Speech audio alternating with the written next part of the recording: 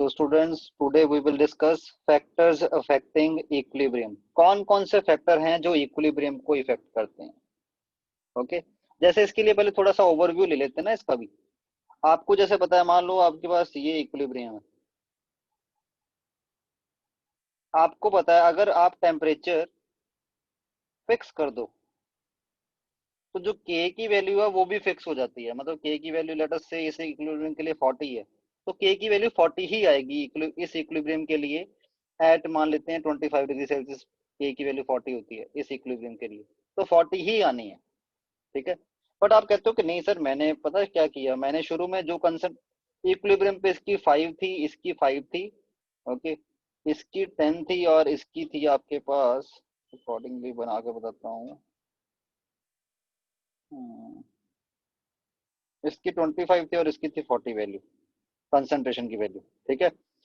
पर आप कहते हो कि नहीं सर, मैंने क्या किया, ए की कंसंट्रेशन कम कर दी, ए की मैंने 2 कर दी। तो आप बताओ अब के की वैल्यू चेंज नहीं होनी चाहिए इस इक्विलिब्रियम के लिए? मैं कहता हूँ नहीं, क्योंकि कंसंट्रेशन चेंज करने से के की वैल्यू चेंज नहीं होती। क्यों नहीं चेंज होती? क्योंकि जब आप थोड़ा बहुत कंसंट्रेशन में चेंज लेके आते हो किसी भी रिएक्टेंट का या प्रोडक्ट का, होता क्या है, इक्विलिब्रियम अपने आप को थोड़ा बहुत रीशिफ्ट करके दोबारा से कंसंट्रेशन की वैल्यू ऐसी बनाएगा कि जो के की वैल्यू है उसकी वैल्यू 40 ही बन जाएगी दोबारा से इक्विलिब्रियम पे। यही इक्विलिब्रियम की खास बात है। इक्विलिब्रियम कांस्टेंट की वैल्यू सिर्फ टेम्परेचर की वजह से चेंज हो सकती है, और कोई फैक्टर नहीं है जो इक्विलिब्रियम कांस्टेंट की वैल्यू चेंज कर सके। ठीक है। और ये कैसे होता है, शिफ्टिंग किस डायरेक्शन में? जैसे मान लो अगर आप रिएक्टेंट की अमाउंट कम करते हो तो रिएक्शन बैकवर्ड शिफ्ट होगा कि forward, in order to get same value of K जो पहले थी जब आपने कंसंट्रेशन चेंज नहीं करा था। उसके लिए आपको पढ़ना पड़ेंगे ये सारे factors, factors affecting the equilibrium.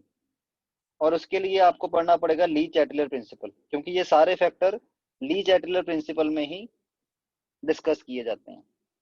Okay. तो क्या क्या चेंज करवाने से क्या क्या इफेक्ट पड़ेगा इक्विलिब्रियम पे, इक्विलिब्रियम कैसे शिफ्ट होगा, फॉरवर्ड शिफ्ट होगा कि बैकवर्ड शिफ्ट होगा, उसके बारे में आप पढ़ने वाले हैं।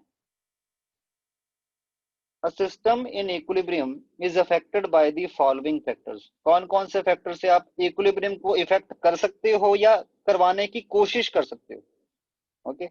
वो है change in concentration of any reactant और प्रोडक्ट। आप ऐसा कर सकते हो कि किसी रिएक्टेंट या प्रोडक्ट की कंसंट्रेशन चेंज कर दो।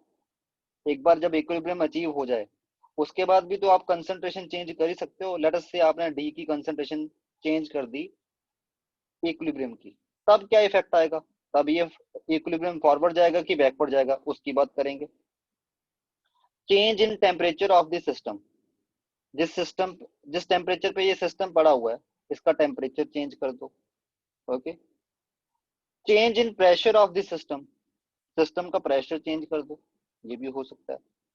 Change in volume of the system, system का वॉल्यूम चेंज कर दो, ये भी हो सकता है। आप कैटलिस्ट को ऐड कर दो। और कई बार ऐसा भी होता है कि इक्विलिब्रियम रिएक्शन, इक्विलिब्रियम मिक्सचर में आप कोई इनर्ट गैस इंसर्ट कर देते हो। इनर्ट गैस कौन सी होती है? जो इक्विलिब्रियम के रिएक्शन में इन्वॉल्व ना हो, ना ही रिएक्ट करे, बस आप उसको वैसे इंसर्ट कर रहे हो इन दी कंटेनर। तो आप एडिशन ऑफ इनर्ट गैस भी कर सकते हो। ओके। तो ये 5 तरीके हैं जिससे आप इक्विलिब्रियम को इफेक्ट करने की कोशिश कर सकते हो। ओके। अब इफेक्ट करने पे equilibrium right hand side shift करेगा कि बैकवर्ड शिफ्ट करेगा कि उसमें कोई चेंज नहीं आएगा, उसके बारे में डिटेल में डिस्कस करी है ली चैटलर ने। और उसने कुछ प्रिंसिपल बनाए हैं जिनको हम बोलते हैं Le Chatelier principle. Le Chatelier principle का डेफिनेशन क्या है? If a system in equilibrium is subjected to change, wait a minute,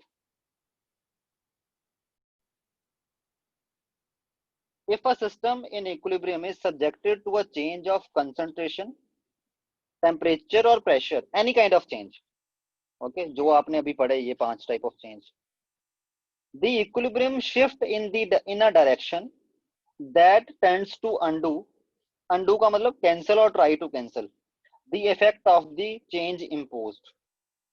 ठीक है। मतलब इक्विलिब्रियम जब भी आप इक्विलिब्रियम के ऊपर कोई चेंज लेके आओगे, एनी काइंड ऑफ चेंज, तो इक्विलिब्रियम अपने आप को उस साइड को शिफ्ट करेगा, फॉर जैसे हम कहते हैं ना कि फॉरवर्ड शिफ्ट होगा कि बैकवर्ड।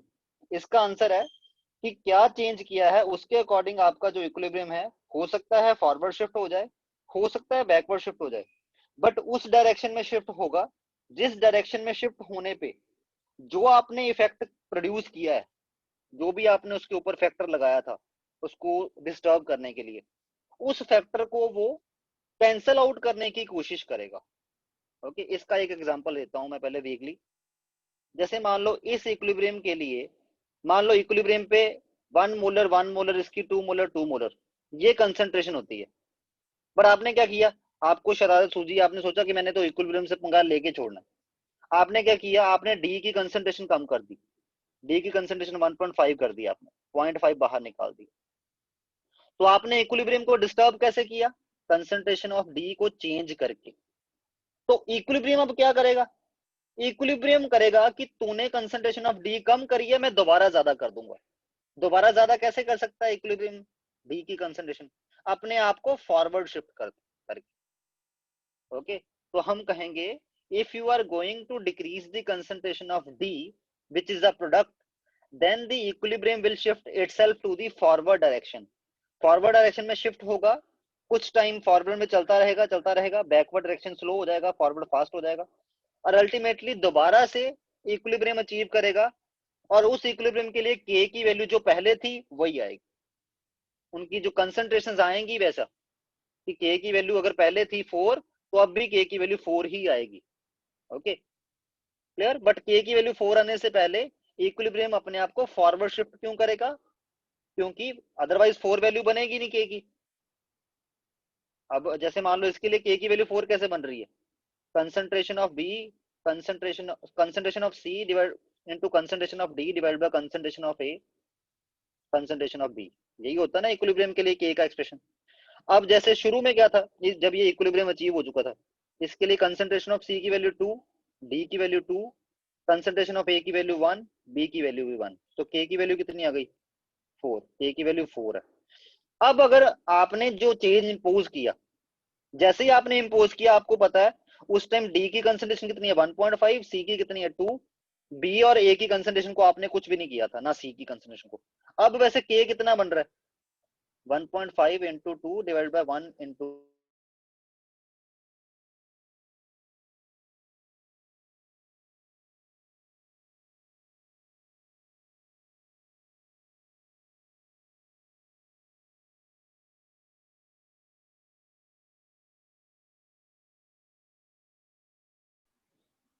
सर सर आवाज नहीं आ रही।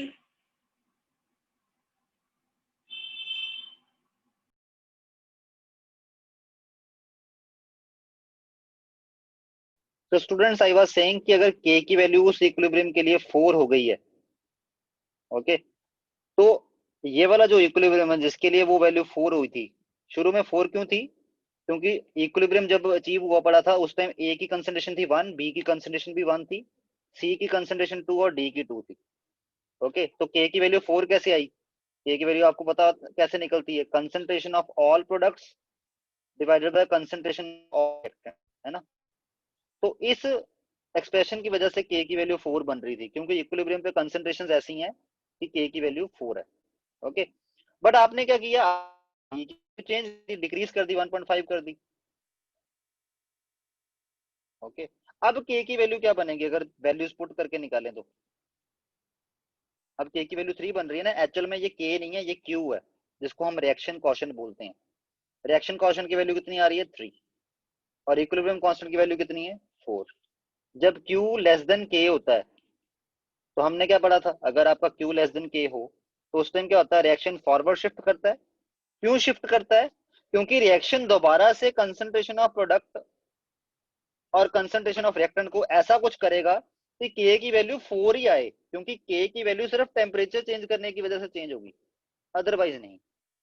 तो ये एक्सप्लेनेशन होगी ली चार्टलर प्रिंसिपल की इन टर्म ऑफ के, कि इक्विलिब्रियम ने अपने आप को फॉरवर्ड शिफ्ट क्यों किया, क्योंकि उसने अपनी के की वैल्यू दोबारा से वही करनी है 4, जो कि डिक्रीज होके 3 हो चुकी है। ओके, तो इसी को ली चार्टिलर ने एक डेफिनेशन की फॉर्म में रिप्रेजेंट कर दिया कि अगर आप इक्विलिब्रियम के ऊपर कोई भी चेंज इंपोज करते हो तो इक्विलिब्रियम कुछ ऐसा करेगा कि जो आपने इंपोज क्रिएट किया है, जो भी आपने चेंज इंपोज किया है उसके ऊपर, उसको अंडू कर सके, जितना ज्यादा हो सके उतना कैंसिल करेगा या ट्राई टू कैंसिल करेगा उस चेंज को।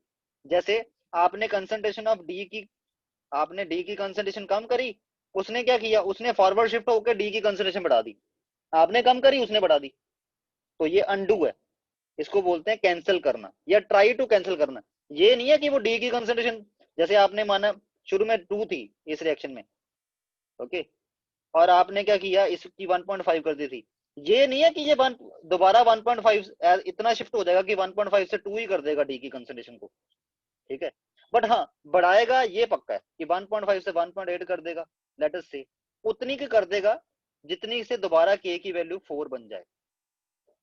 के की टर्म में भी आप इस इफेक्ट को एक्सप्लेन कर सकते हो।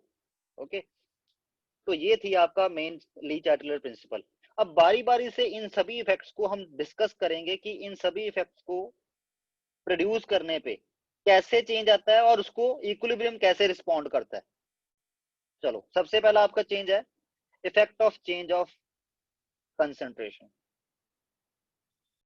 सबसे पहला इफेक्ट जो हम डिटेल में अब स्टडी करने जा रहे हैं, that is effect of change of concentration. Concentration change करने पे क्या इफेक्ट आएगा? If in a reaction in equilibrium the concentration of any reactant is increased, अगर किसी रिएक्टेंट की कंसंट्रेशन इंक्रीज करी, मैंने क्या बोला था, इक्विलिब्रियम उल्टा चलेगा। ली चार्टिल कहता है कि जो भी आप करोगे उससे उल्टा करेगा वो। Okay, any reactant is increased the equilibrium shift in the forward direction. क्यों? क्योंकि वो चाहता है, फॉरवर्ड डायरेक्शन में क्यों शिफ्ट हुआ? क्योंकि वो चाहता है कि रिएक्टेंट की कंसंट्रेशन कम हो, क्योंकि आपने बढ़ाई है। उसने बोला मेरे इक्विलिब्रियम से पंगा लेने का हक आपको है ही नहीं। तो इट मींस अगर आपने रिएक्टेंट की कंसंट्रेशन बढ़ाई है तो वो कम करने की कोशिश कैसे करेगा? कैसे करेगा उस इफेक्ट को अंडू? फॉरवर्ड शिफ्ट होगा, क्योंकि फॉरवर्ड शिफ्ट होगा तो रिएक्टेंट रिएक्ट होकर प्रोडक्ट बना देगा, रिएक्टेंट की कंसंट्रेशन कम हो जाएगी, आपने बढ़ाई है वो कम कर देगा। Forward direction, on the other hand if the concentration of any product is increased, अगर आप प्रोडक्ट की कंसंट्रेशन बढ़ाते हो तो वो बैकवर्ड शिफ्ट हो जाएगा। प्रोडक्ट क्या है? वो कहता है मैं प्रोडक्ट भी बढ़ने नहीं दूंगा, तो प्रोडक्ट घटाने का तरीका क्या है? बैकवर्ड शिफ्ट हो जा, तो इक्विलिब्रियम बैकवर्ड शिफ्ट हो जाएगा। Is increased the equilibrium shift in the backward direction, मतलब ढीठ है इक्विलिब्रियम, ऐसे मान के चलो कि जो भी आप करोगे उससे उल्टा कर देगा वो।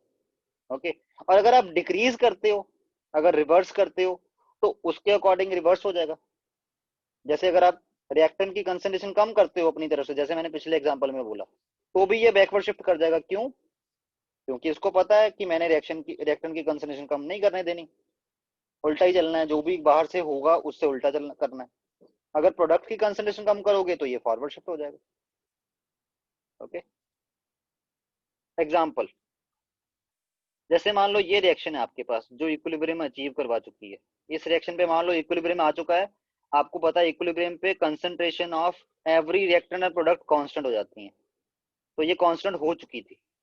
ओके, बट आपके दिमाग में पता नहीं क्या आया, आपने क्या किया, इसमें हाइड्रोजन ऐड कर दी थोड़ी सी। तो जैसे ही आपने हाइड्रोजन ऐड करी, टेम्परेरली क्या हुआ, हाइड्रोजन की कंसंट्रेशन बढ़ गई ना। देखो पहले इतनी थी, अब टेम्परेरली हाइड्रोजन की कंसंट्रेशन बढ़ गई, और किसी रिएक्टेंट या प्रोडक्ट की कंसंट्रेशन पे कोई चेंज नहीं आया तब, क्योंकि आपने कोई बाहर से कोई और रिएक्टेंट नहीं डाला, आपने सिर्फ हाइड्रोजन डाला। ठीक है, तो आपको पता है हाइड्रोजन एक रिएक्टेंट है, इसको डालने पे रिएक्शन जो है वो फॉरवर्ड शिफ्ट होगा, क्योंकि रिएक्टेंट को कम करने का तरीका यही है इक्विलिब्रियम के पास कि अपने आप को फॉरवर्ड शिफ्ट कर ले। ओके, तो हुआ क्या, जैसे ही आपने हाइड्रोजन डाला, ओके, तो इक्विलिब्रियम ने क्या किया, अपने आप को फॉरवर्ड शिफ्ट कर लिया। फॉरवर्ड शिफ्ट करने से क्या हुआ, हाइड्रोजन एकदम से बड़ा था ना अमाउंट में, वो दोबारा से कम होके अल्टीमेटली एक कांस्टेंट लेवल पे चलना शुरू हो गया। ठीक, बट अगर हाइड्रोजन रिएक्ट करेगा तो वो आयोडीन से करेगा ना, तो थोड़ा बहुत आयोडीन जो है, हालांकि इसकी अमाउंट आपने कोई ऐड नहीं करी थी, बट इसको भी चेंज होना पड़ेगा। रिएक्शन फॉरवर्ड शिफ्ट होने का मतलब रिएक्शन होगी तभी तो फॉरवर्ड शिफ्ट होगा। तो हाइड्रोजन जो बड़ी हुई है वो थोड़ी सी आयोडीन को रिएक्ट करवा देगी, तो मतलब क्या होगा, आयोडीन की कंसंट्रेशन डिक्रीज होके फिर एक कांस्टेंट लेवल पे आएगी। और एच की कंसंट्रेशन इसमें हालांकि आपने कोई अपनी तरफ से चेंज नहीं किया, बट रिएक्शन फॉरवर्ड शिफ्ट हुआ तो ये बना है, तो इसकी कंसंट्रेशन बड़ी होनी है थोड़ी बहुत। तो HA की कंसंट्रेशन ये थी, बट इसकी कंसंट्रेशन थोड़ी बहुत बढ़ के अब ये नए लेवल ये वाले। अब उसके बाद यहाँ पे आके दोबारा से कांस्टेंट हो गए, मतलब दोबारा से इक्विलिब्रियम अचीव हो गया। वो तो मैंने बोला ही है, फॉरवर्ड या बैकवर्ड शिफ्ट होके दोबारा से वो इक्विलिब्रियम ही अचीव करवाता है। कौन सा कैसा इक्विलिब्रियम अचीव करवाएगा? दोबारा से के वही लेके आएगा जो पहले था, क्योंकि टेम्परेचर चेंज होने से के की वैल्यू चेंज होती है, अदरवाइज के की वैल्यू चेंज नहीं होती। ओके, जैसे यहाँ पे मैंने लिखा भी हुआ है, concentration change has no effect on value of K. आप इन सारे फैक्टर्स को के की टर्म में भी एक्सप्लेन कर सकते हो। ठीक है, जैसे एक बार ये मैं पूरा पढ़ देता हूँ paragraph. If to the reaction mixture at equilibrium hydrogen और iodine is added, equilibrium will shift in the forward direction till the equilibrium is re-established, जब तक वो दोबारा से re-establish नहीं हो जाता। The effect of adding hydrogen on the equilibrium concentration of all reactants and product is shown in the figure। जब आप हाइड्रोजन को ऐड करते हो इस इक्विलिब्रियम में, उसका जो इफेक्ट है वो ये दिखाया हुआ है, यहाँ पे ग्राफिकली रिप्रेजेंट किया हुआ है। ओके, तो ये है आपका effect of change of concentration. Okay, इसके कुछ एवरीडे एग्जांपल भी कर लेते हैं। ठीक है, कुछ फिजिकल फिनोमिना जो हैं उनको भी डिस्कस कर लेते हैं। जैसे सबसे बड़ा फिनोमिना क्या है? क्लोथ ड्राई जब हम करते हैं, जब हम कपड़े जब हम सूखने डालते हैं, अगर हवा अच्छी चल रही हो तो क्या होता है? देखो, जो कपड़े के अंदर वाटर है और जो उसके सराउंडिंग में वाटर है, वो अल्टीमेटली एक इक्विलिब्रियम स्टेट पे आ जाते हैं, जिसमें rate of evaporation to rate of condensation. Okay, but अगर हवा चल रही हो तो क्या होता है? ये इक्विलिब्रियम शिफ्ट ही नहीं हो पाता। क्यों नहीं शिफ्ट हो पाता? यहाँ से वाटर के वेपर जो एयर में है वो स्वाइप आउट होते रहते हैं, wipe out, sorry not swipe out, wipe out होते रहते हैं। ओके, तो वाइप आउट होते रहते हैं, इट मींस कपड़े के सराउंडिंग में वाटर है ही नहीं। वैसे क्या था, कपड़े के अंदर जो वाटर है, जो सराउंडिंग में वाटर है, ये इक्विलिब्रियम में आ चुके हैं, है ना। बट अगर आपका यहाँ से आपने वाटर ही वाइप आउट कर दिया सराउंडिंग में से, तो इक्विलिब्रियम किस साइड को शिफ्ट हो जाएगा? सराउंडिंग साइड को। तो होगा क्या? आपके कपड़े का वाटर जल्दी बाहर निकलेगा। ओके, मतलब रेट ऑफ इवेपोरेशन बढ़ जाएगा, जिसकी वजह से क्या होगा? आपका कपड़ा जल्दी सूखता है हवा में। अगर हवा ना चल रही हो तो धीरे धीरे सूखता है। जैसे clothes dry quickly when there is a breeze और we keep on shaking it, this is because water vapor of the nearby air are removed and cloth loses more water vapor to re-establish equilibrium with the surrounding air. Okay, we sweat more on humid day, but it evaporates when we sit under the fan. Okay, humid day में क्या होता है? हमें sweating ज्यादा आती है, clear. But जैसे ही आप फैन के अंदर बैठते हो तो वो इवेपोरेट कर जाता है, और उसी इवेपोरेशन की वजह से आपको कूल फील होता है आपकी बॉडी को, क्योंकि वो हीट लेके बाहर निकल रहा होता है। ओके, तो ये सारे इक्विलिब्रियम के एग्जांपल ही हैं जो डे टू डे लाइफ में हम ऑब्जर्व करते हैं। ओके, जैसे टूथ डिके बाय स्वीट्स, हम कहते हैं मीठा खाने से हमारे दांत खराब हो जाते हैं। क्यों खराब हो जाते हैं? टूथ एनिमल का फॉर्मूला ये होता है कैल्शियम फॉस्फेट हाइड्रोक्साइड। ठीक है, इसको वैसे साइंटिफिक नेम है हाइड्रोक्सी एपेटाइट। ओके, तो इसकी डीमिनरलाइजेशन जब होती है तो ये बनता है। ओके, और मान लो हमारे माउथ में ये वाला इक्विलिब्रियम अचीव हुआ पड़ा है ऑलरेडी, बट जैसे ही आप टूथ स्वीट खाते हो, स्वीट खाने की वजह से क्या होता है? आपके माउथ में एसिड प्रोड्यूस होता है। एसिड प्रोड्यूस होगा तो क्या होगा? एसिड अगर प्रोड्यूस हुआ तो ये जो हाइड्रोक्साइड आयन है ये बेस का काम करेंगे ना। एसिड और बेस मिलके न्यूट्रलाइज होके वाटर बना के बाहर और सॉल्ट बना के यूज अप हो जाएगा। अगर यहाँ से OH नेगेटिव आयन कम होना शुरू हो गया तो प्रोडक्ट की कंसंट्रेशन कम हो रही है, इक्विलिब्रियम क्या करेगा? इक्विलिब्रियम अपने आप को फॉरवर्ड शिफ्ट करवा लेगा। इसके फॉरवर्ड शिफ्ट होने से क्या होगा? जो आपकी टूथ की एनामल है उसकी डीमिनरलाइजेशन फास्ट हो जाएगी। अगर डीमिनरलाइजेशन फास्ट हो रही है, इट मींस आपके टूथ की एनामल कोरोड नहीं हो जाएगी, वो अल्टीमेटली आपका टूथ सारा का सारा कोरोड हो जाएगा, खत्म हो जाएगा। Okay, clear. तो ऐसे ही जो टूथ डिके है बाय स्वीट्स, वो भी क्यों होता है? क्यों हो पाता है? क्योंकि ये जो इक्विलिब्रियम है वो फॉरवर्ड शिफ्ट हो जाता है, जिससे डीमिनरलाइजेशन जो है वो फास्ट हो जाती है, रीमिनरलाइजेशन वो स्लो हो जाती है। Okay, that's it. तो ये आपके पास है effect of concentration on the equilibrium.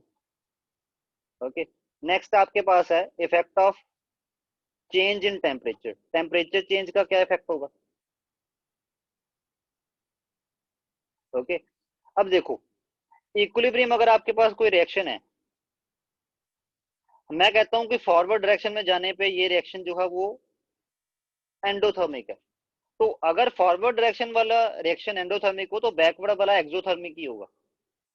Okay, ये तो हमने थर्मोडायनेमिक्स में भी पढ़ा है कि अगर रिएक्शन एक साइड में जाना एक्सोथर्मिक है तो बैकवर्ड साइड जाना एंडोथर्मिक होगा, या वाइस वर्सा, अगर फॉरवर्ड जाना एंडोथर्मिक है तो बैकवर्ड जाना एक्सोथर्मिक होगा।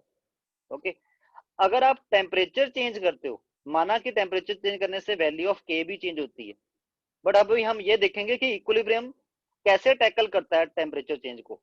उस टाइम ये क्या, कौन सी शिफ्टिंग करवाता है? फॉरवर्ड शिफ्ट होता है, बैकवर्ड शिफ्ट होता है, कैसे शिफ्ट होता है? ओके, तो पहले इसकी डेफिनेट देख लेते हैं कि क्या लिखा हुआ है पहले। Exothermic reactions are favoured by low temperature whereas endothermic reactions are favoured by high temperature. मतलब ऐसे इक्विलिब्रियम रिएक्शन जो एक्सोथर्मिक हो, जिनमें क्या होता है, हीट रिलीज होनी है, वो लो टेम्परेचर पे फिजिबल होते हैं। ये हमने थर्मोडायनेमिक्स पे भी पढ़ा था, डेल्टा जी वाला फैक्टर की टर्म में, कि जिनके केस में डेल्टा नेगेटिव ऐसे वाले जो हैं वो लो टेम्परेचर पे फिजिबल होते हैं, और जिनके केस में डेल्टा जी पॉजिटिव हो ऐसे वाले हाई टेम्परेचर पे फिजिबल होते हैं। Exothermic reactions are favoured by low temperature whereas endothermic reactions are favoured by high temperature. Okay, तो ये कैसे आया आपके पास? इक्विलिब्रियम की शिफ्टिंग की वजह से। ओके, अब इस पॉइंट को इस एग्जांपल से समझते हैं। देखो, आपने, मैंने एक जनरल रिएक्शन लिखी है और ये रिएक्शन फॉरवर्ड डायरेक्शन में क्या है, एंडोथर्मिक। ओके, तो it means as this reaction is endothermic in forward direction on increasing temperature। Temperature increase करने का मतलब होता है कि आप इस इक्विलिब्रियम को, जैसे मान लो इस कंटेनर में ये इक्विलिब्रियम अचीव हो रखा है, ए और बी जो है वो मिलकर सी और डी बना रहे हैं, ठीक है। तो इस इक्विलिब्रियम को जो अचीव हो रखा है उसको आपने टेम्परेचर इंक्रीज कर दिया, मान लो आपने उसको हीट कर दिया, मतलब आपने उसको हीट दी। तो अब इक्विलिब्रियम क्या करेगा? अब आपने यहाँ पे करा क्या है, हीट दी, आपने उसका टेम्परेचर बढ़ाने की कोशिश की इक्विलिब्रियम की। इक्विलिब्रियम क्या करेगा कि तू टेम्परेचर बढ़ा रहा है, मैं बढ़ने नहीं दूंगा, यही बनी ना बात। तो अब ये, बट आपने इसको हीट दे दी है, तो अब ये क्या करेगा कि जिससे इसका टेम्परेचर ना बढ़े, कोशिश तो करेगा ना ये। मैंने बोला ना, अंडू करने की इफेक्ट कोशिश करता है ये। तो ये इस हीट को यूटिलाइज करेगा किसी और वे से, जिससे टेम्परेचर ना बढ़े। तो और किसी और वे से कैसे यूटिलाइज कर सकता है? जब ये फॉरवर्ड डायरेक्शन में शिफ्ट हो जाएगा, और आपको पता है फॉरवर्ड डायरेक्शन में जाने के लिए एनर्जी लगती है, क्योंकि फॉरवर्ड डायरेक्शन में ये इक्विलिब्रियम एंडोथर्मिक है, तो वो हीट जो है वो सारी की सारी रिएक्शन करवाने में चली जाएगी, टेम्परेचर बढ़ाने में हीट आएगी नहीं फिर।